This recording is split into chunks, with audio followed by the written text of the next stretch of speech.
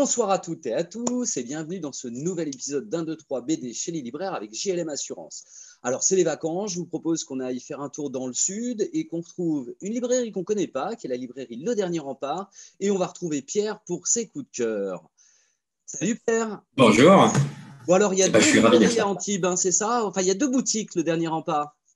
C'est ça. Alors en fait, à la base, on faisait partie on était une librairie spécialisée bande dessinée qui s'appelle la librairie Comics Strips Café. La librairie a décidé de fusionner, enfin mon boss Laurent Paresse, du coup, a fusionné avec la librairie Masséna, autre librairie emblématique mais généraliste d'Antibes. Ils ont décidé de fusionner pour créer une librairie généraliste avec un pôle bande dessinée vraiment très important, voilà, pour garder cette identité quand même SPBD, mais afin de pouvoir faire aussi des passerelles avec la littérature, avec tout plein de sujets, la gastronomie, enfin tout quoi, voilà. Et donc deux boutiques, puisqu'on a donc cette librairie généraliste SPBD et on a gardé notre ancienne boutique qui est maintenant spécialisée en manga et en jeux de société. D'accord, ok. Mais on avait eu l'occasion de recevoir Laurent dans l'émission à l'époque. Exactement, c'est ça. C'est ça. Alors, quel est le premier coup de cœur que tu vas conseiller à nos lectrices et lecteurs pour aller sur la plage? Alors moi, je vais commencer par celui qui n'est pas encore fini. Sans être fini, bon, il y en a deux qui ne sont pas finis. Je vais commencer avec Jukebox Motel. Je ne sais pas si on voit bien là.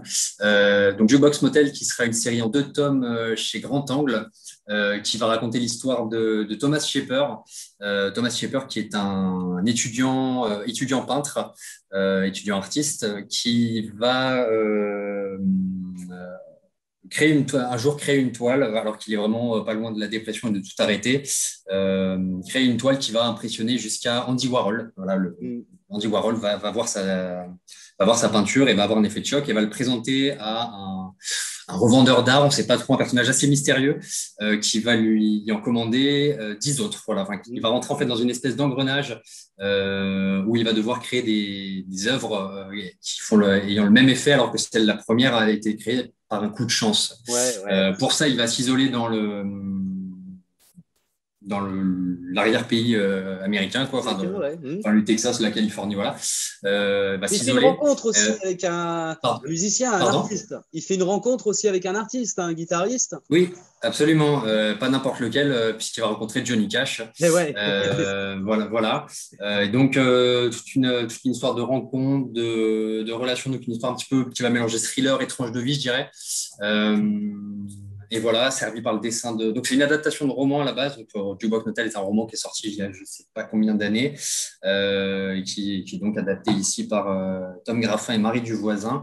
Le dessin de Marie Duvoisin, je le trouve très, très, très, très beau. Les couleurs sont somptueuses. C'est vraiment. Enfin, voilà, ça a un côté. C'est une belle. Voilà, ça se passe dans les années 67 et je trouve que c'est une belle. Je sais pas le mot. Enfin, en gros, un bel album dans lequel on s'y croit. C'est une belle, effectivement. Très chouette. Puis c'est marrant, la présence de Johnny Cash qui intervient souvent. C'est ça. Qui repart, qui c'est ça. Pas mal de personnages emblématiques de ces années-là, Andy Warhol, Johnny Cash, et c'est très chouette. Voilà. Très très bien. Très bien. Parfait. Un bon premier petit coup de cœur pour aller se détendre sur la plage. Allez, le deuxième. Le deuxième, c'est Contrapasso. Donc, qui a déjà été chroniqué, a priori, il y a quelques temps. Des collègues, mais il y a quelques temps. Beau succès de librairie, ça. Une merveille, et puis inattendu, enfin pour nous en tout cas plutôt inattendu, même si c'est depuis, je crois que c'est depuis Air Libre, quoi, donc en général c'est quand même de la bonne qualité. Donc un thriller polar noir, un tome 1, mais quand même une enquête résolue, plus ou moins résolue à la fin de l'album. Donc un polar historique, même si les faits ne sont pas réels, mais il y a énormément de documentation qui a été faite autour du franquisme, autour des journaux de l'époque et tout ça, et c'est super intéressant.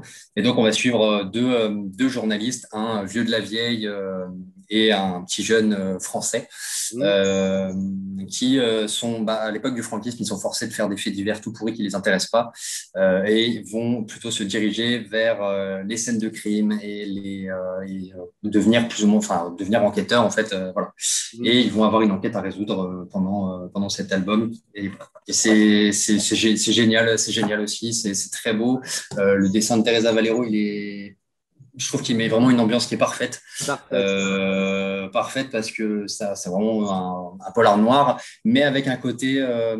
Enfin, je vais pas dire que voilà, Teresa Valero c'est une femme, donc on retrouve un côté un peu féminin, mais quand même, je trouve que sur les visages, sur les relations entre les personnages, il y a vraiment une sensibilité qu'on retrouve pas forcément dans des polars noirs classiques. Et j'ai trouvé ça super. Voilà. Non, en plus de la deux.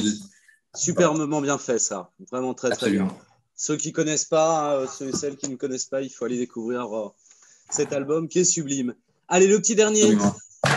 Le petit dernier, c'est une histoire complète qui a été faite par des Suédois. Et là, j'ai un gros doute en disant ça. Alors, Suédois ou Finlandais, enfin voilà, une équipe qui nous vient du Nord. Et donc, Veille, qui est un récit fantastique mythologique, qui est une merveille chez Ankama. Ankama qui, en plus, c'est toujours nous faire, on pense à Shangri-La, à Mathieu Bablé, à tout ça. C'est toujours nous faire des objets qui sont, il n'y a rien à dire, donc d'eau toilée, c'est superbe. Histoire complète où on va donc suivre Veille, qui est une habitante de Jotunheim, c'est-à-dire qu'elle vient de l'univers d'Asgard et compagnie, quoi, voilà, donc Asgard, je ne sais plus le nom exact de toutes les dimensions, mais en gros, il y a plusieurs, se divise, il y a Asgard, il y a Jormungand, il y a tout ça, il y a Jotunheim, il y a tout ça, donc plusieurs planètes, en gros, qui cohabitent. Asgard est un peu le dominant de ces planètes. Il y a eu de noms suite à la montée en puissance d'Odin et de toute la mythologie nordique qu'on connaît. Il y a eu énormément de guerres et de choses comme ça. Et pour éviter ces guerres, a été mis en place un tournoi qui a lieu à chaque fois que les étoiles s'alignent. Voilà, les étoiles s'alignent. Un tournoi est lancé où chaque, je vais appeler ça des planètes mondes, en gros, va amener ses champions à participer à ces tournois et le champion gagnant et la race du champion gagnant devient la race dominante jusqu'au prochain tournoi. C'est un tournoi que les Asgardiens n'ont jamais perdu. On se demande pourquoi, on ne sait pas trop, voilà. Et Veil est donc le champion des géants de Jotunheim et va plonger dans cet univers rempli de complots, de trahisons, sur fond d'action et de combats titanesques et épiques. Le dessin, pareil, c'est une merveille. Je ne sais pas si on voit grand-chose là, si, on le voit. Mais c'est à tomber, les couleurs sont à tomber, les scènes d'action sont top. Voilà, récit donc mythologique, nordique, récit titanesque qui est génial. Rien à dire. Très bien. Voilà. Bon, écoute, 3 bons coups de cœur là à découvrir. Donc, on invite les vacanciers, avant d'aller faire un petit tour à la plage, de passer par le dernier rempart pour venir chercher les 3 titres. Avec plaisir, on est toujours là pour vous accueillir et vous conseiller au mieux. Voilà. Et vous êtes ouvert tout l'été, bien sûr.